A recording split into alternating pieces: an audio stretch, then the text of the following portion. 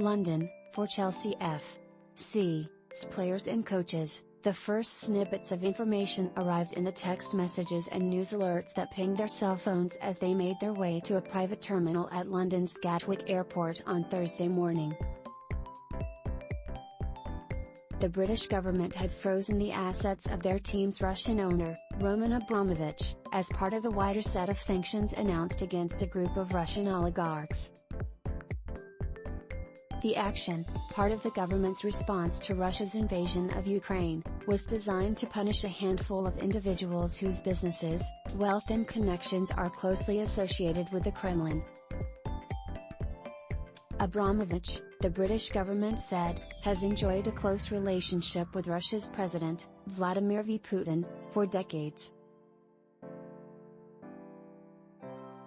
The order applied to all of Abramovich's businesses, properties and holdings, but its most consequential, and most high-profile, effect hit Chelsea, the reigning European soccer champion, which was at that very moment beginning its journey to a Thursday night Premier League match at Norwich City.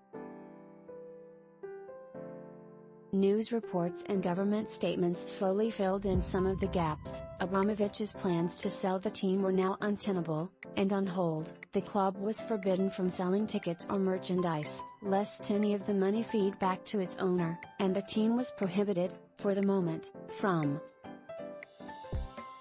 And hour by nervous hour, one more thing became clear: Chelsea, one of Europe's leading teams and a contender for another Champions League title this season, was suddenly facing a worrisome future marked by austerity, uncertainty and decay.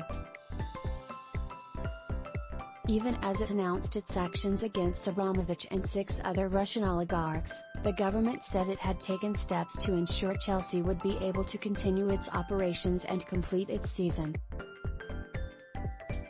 To protect the club's interests, the government said, it had issued Chelsea a license allowing it to continue its soccer-related activities.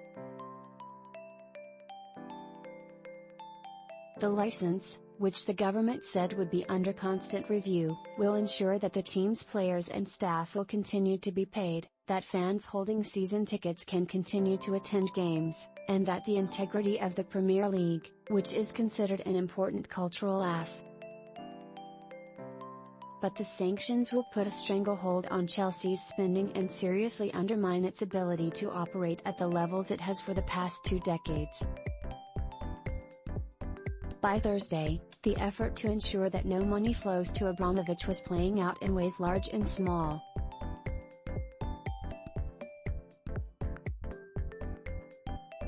The telecommunications company 3 suspended its jersey sponsorship, a lucrative revenue stream, and asked that its logo be removed from Chelsea's uniforms and its stadium.